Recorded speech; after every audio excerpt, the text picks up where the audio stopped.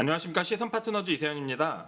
오늘은 종합소득세 신고 시즌 원장님들이 좀 아주 짧고 임팩트 있게 벤처투자 소득공제를 이해할 수 있는 영상이 좀 필요하다라고 문의 주시는 분들이 계셔서 우리 고소득자, 병의원들이 대표적인 고소득자들이죠. 병의원들의 벤처투자 소득공제를 활용한 절세 전략, 그리고 그것들이 왜 심플하면서도 아주 유효한 절세 전략이 될 수 있는지 짧은 영상으로 설명을 좀 드리는 시간을 가지려고 합니다.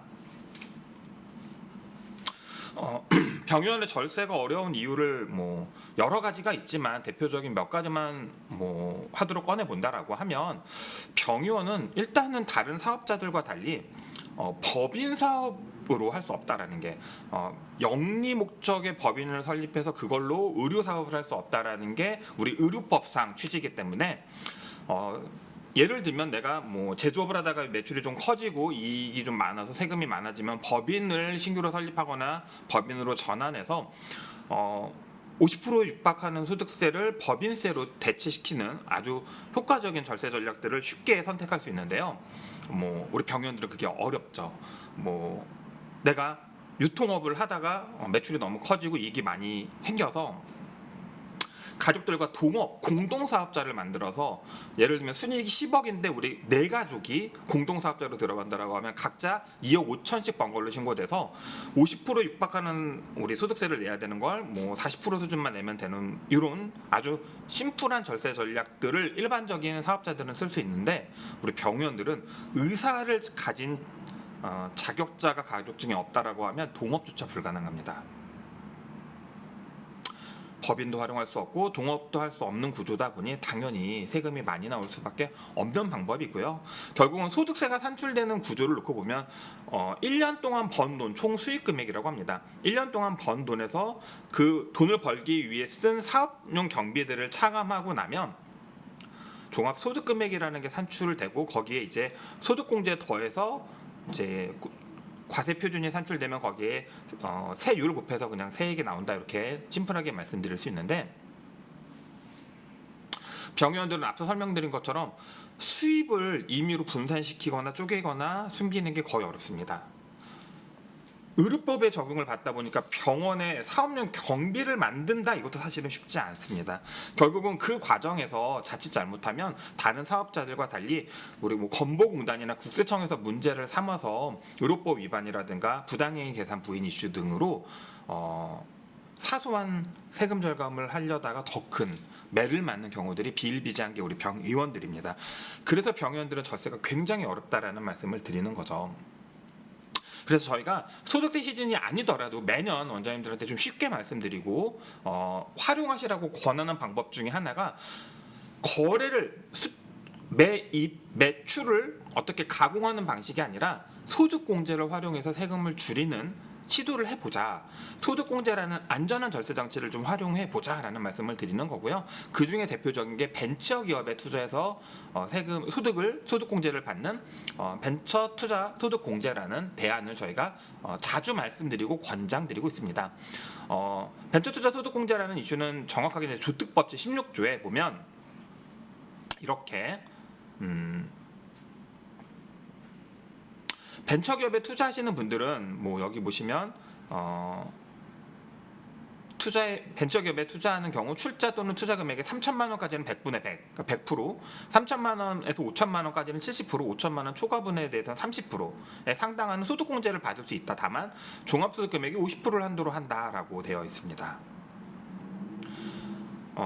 일반적인 소득공제들이 10만 원 한도, 30만 원 한도, 100만 원 한도, 500만 원 한도, 700만 원 한도, 이렇게 좀 소액이어서 세금을 몇 억씩 내시는 원장님들 입장에서는 너무 작아, 나쁜 건 아니지만 활용하기에는 인풋 대비 효과가 작아, 이렇게 얘기하시거나 실효성이 없어라고 얘기하시는 분들도 계신데요. 이 벤처투자 소득공제는, 소득공제라는 것도 결국은 우리 소득세법상 소득공제가 있고 조세특례제한법상 소득공제가 있는데요. 벤처투자 소득공제는 조세특례제한법상 소득공제입니다. 그러니까 뭔가 특별하게 만들어진 소득공제다 보니 종합소득의 50%까지 소득공제가 된다. 내가 매출이 20억, 경비가 10억, 종합소득이 10억이신 원장님이 최대 5억까지 소득공제를 받을 수 있다라는 건 굉장히 임팩트 있는 절세가 될 수 있다라는 이야기가 됩니다. 그래서 보통 원장님들이 세금을 절감하기 위해서 억지로 수입을 분산시키거나 비용을 만드는 방식을 썼다가 건보공단이나 국세청에서 문제 삼아서 탈의나는 경우들이 많은 것에 비해서 이런 수입 매출이나 경비, 매입, 비용을 손대지 않기 때문에 경비 가공을 하지 않는다라는 거죠. 매입 매출에 대한 가공이 없다 보니까 사실은 훨씬 더 안정적이고 소득공제, 나라에서 보통 소득공제라는 게 권장하는 정책과 제도에 따라오는 분들한테 드리는 인센티브 전략이다 보니 훨씬 더 효과적이고 안정적인 절세를 할 수 있는 게 이 벤처기업에 투자하고 소득공제를 받는 방식이다라는 말씀을 저희가 반복적으로 드리고 있습니다. 이제 비율로 설명드리면 직관적으로 이해가 안 되신다는 분들이 계셔서 저희가 조금 더 풀어서 설명드려보면요. 3천만 원 투자하시면 소득공제가 3천만 원 됩니다. 아까 말씀드린 연간 매출이 20억, 비용이 10억, 종합소득이 10억이신 분이 벤처 투자 3천만 원 하시면 3천만 원 소득공제가 들어가서 과세 표준이 10억이 아니라 9억 7천으로 줄어드는 거죠.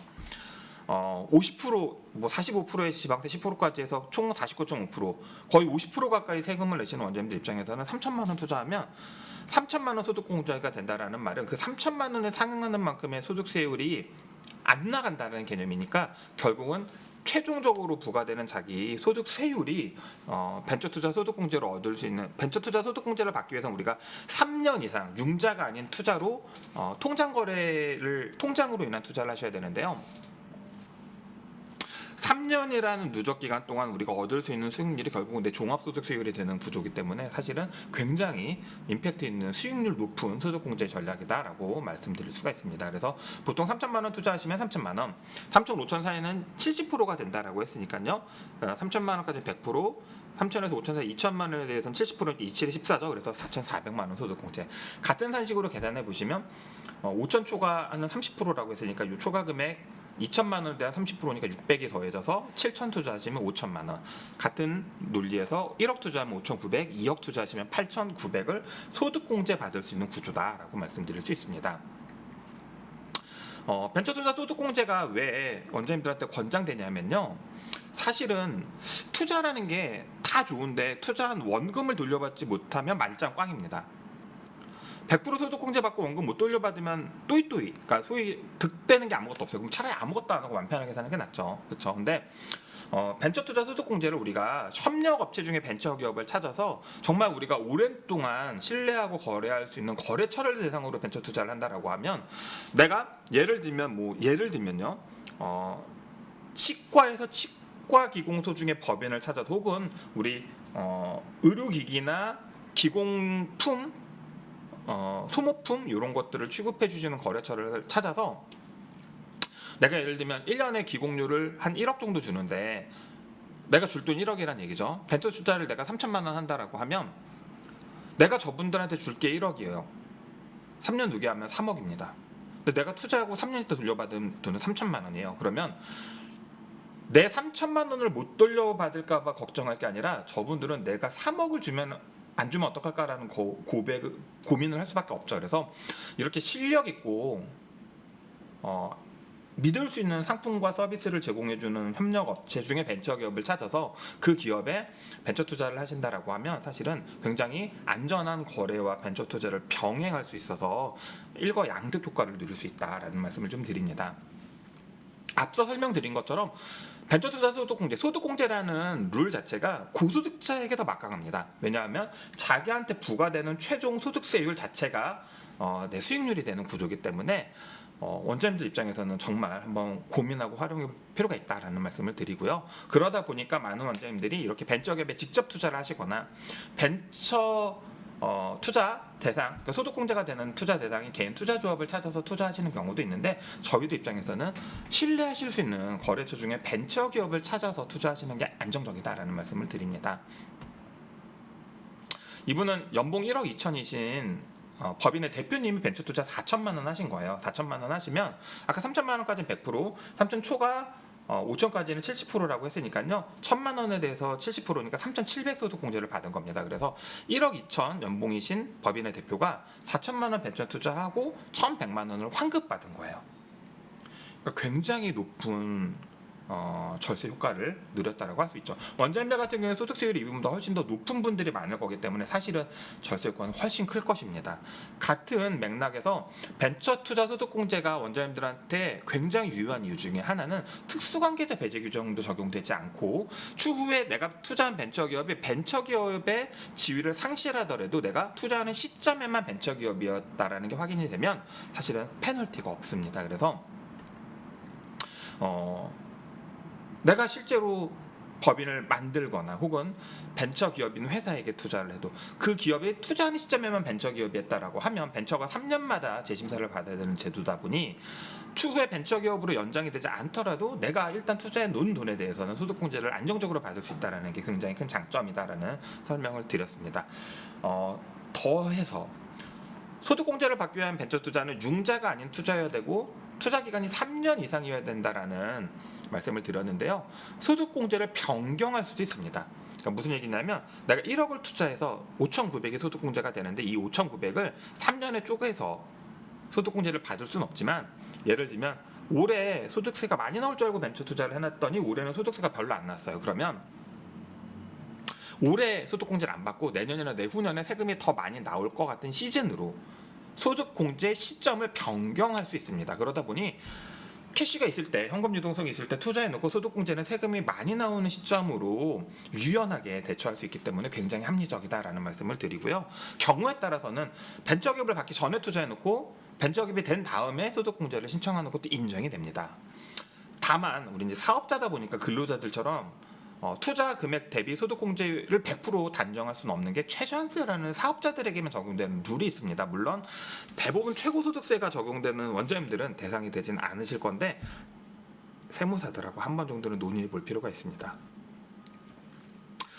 벤처투자 소득공제가 임팩트가 있고 좋다라고 해서 이 소득공제를 받고자 하는 목적으로 신규 법인을 만드는 분들도 있으세요. 근데 사실은 법인이라는 게 사업자를 만들면 유지 비용도 상당히 들어가기 때문에 소득 공제만 받기 위해서 목적으로 설립하는 신규 법인은 사실은 효과가 반감될 수도 있다. 그래서 기왕이면 법인 설립이나 유지 비용이 없는 고정비가 따로 들어가지 않는 신뢰할 수 있는 우리 기공소나 의료기기 사업자 중에 법인 형태로 벤처기업인 신뢰할 수 있는 거래처를 찾아서 투자와 거래를 병행하는 방식이 사실은 굉장히 합리적일 수 있다라는 말씀을 드립니다.